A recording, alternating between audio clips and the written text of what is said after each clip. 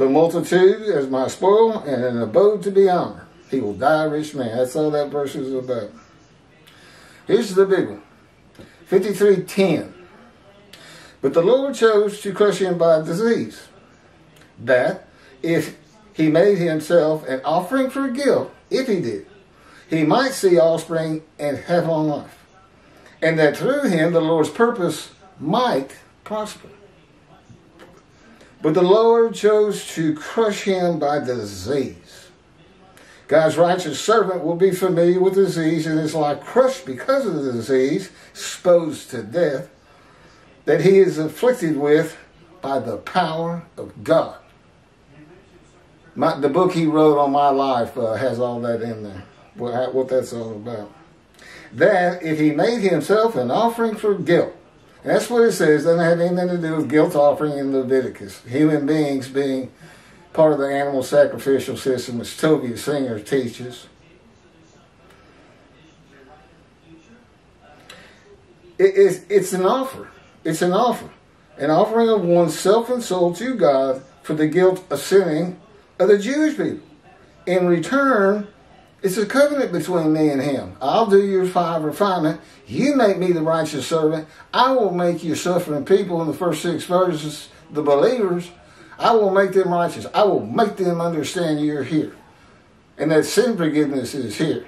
And it's time to get back to synagogue and have Torah written on your heart as you start studying as you have never studied before.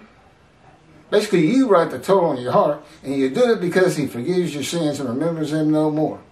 And that is so you become a holy seed, Jewish people, to build the third temple, just as the exiles were made a holy seed in the book of Isaiah, and they built the second temple as a holy seed.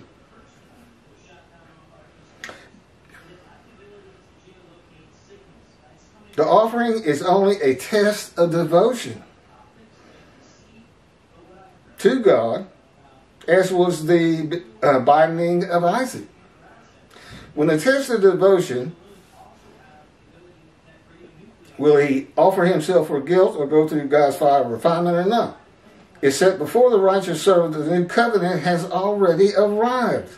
That's why in Malachi 3, he says, the angel of the covenant you desire has already left. Okay, he's here. What does that mean? I'm already sinless. As Elijah. And if Jesus says John the Baptist was Elijah, that means he had the covenant of sin forgiveness with him. And of course it's not true, he wasn't Elijah. And that means there were no Jews with sin on them that Jesus could even die for. The book's a fabrication. Jesus is a myth. End of story. No question. That is why the angel of the covenant that you desire arrives before Elijah and God. The new covenant of Jeremiah 31, where the iniquities and sins of the Jewish people are forgiven and God remembers them no more.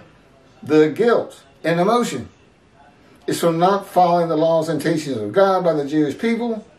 God's forgiveness of the sins of the Jewish people removes their guilt, not the offering of the righteous servant for it. That is why it is just a test. God knows this before he covenants with the man. A covenant that he makes himself an offering for guilt. God might not let him die of the disease. A test of devotion. Trusting that God will not let him die. The primary purpose of verse 10 is not to test the devotion.